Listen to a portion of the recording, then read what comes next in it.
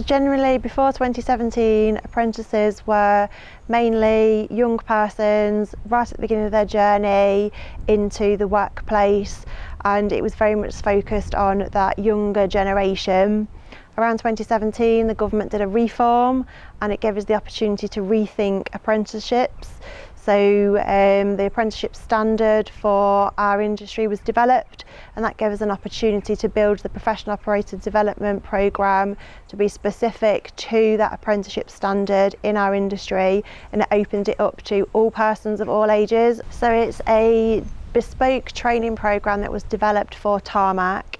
It encompasses all of the knowledge and skills behaviour that you need to be a skilled, safe operative within our business. So this is a purpose-built facility here at the National Skills and Safety Park. It gives the operatives an opportunity to improve their knowledge, skills and behaviour that's required to be the best they can be in their role.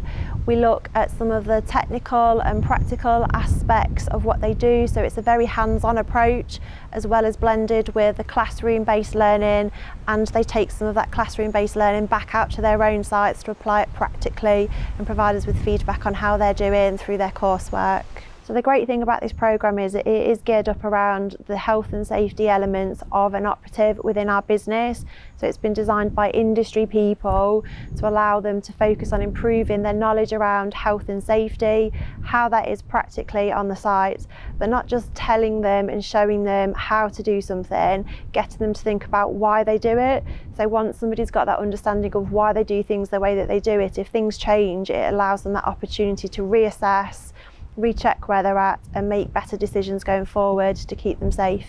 It allows our operatives to not only improve their knowledge, skills and behaviour in our industry, it also allows them to improve their functional skills in maths and English. Since our launch in 2018, we've enrolled around 150 apprentices on the programme. So far, 70 of those have completed, and we've had around 40 of those to gain distinction. And to gain distinction, you need to get 100% in all three of the elements on their practical, on-the-job endpoint assessment at their workplace. So that's some real successes that we've had. My name's Richard Hunt. I'm 56, married, 2 children, recently granddad. I've just completed a PODP apprenticeship and got a distinction. Well, when I got a distinction, I thought they must have got my papers mixed up. I couldn't believe it, to be fair. 47-year-old, didn't do well at school, so I knew this would be a massive challenge for me. And I actually succeeded in passing my maths and English at the age of 47, which is a massive achievement for me. As a woman, I'm very proud to be the first person to complete my PODP apprenticeship, and I would eagerly encourage any other female who wants to do this course to do it. So some of the practical modules that we've developed as part of this programme link directly to the MPE's Fatal 6.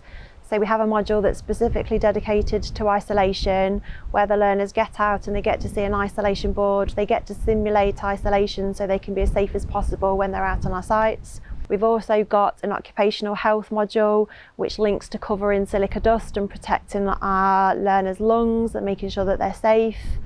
And we've also got another module that's linked to working at heights, again another one of the Fatal 6. We identified early on that putting these learners through an apprenticeship was a significant change from the way that we'd done training previously in Tarmac. So there was a big piece of work that we needed to do with our stakeholders and the operational management team out on site to explain the benefits of why this apprenticeship was important. They needed to be away learning from their actual job 20% of the time, and now we've had a significant number of learners through that programme.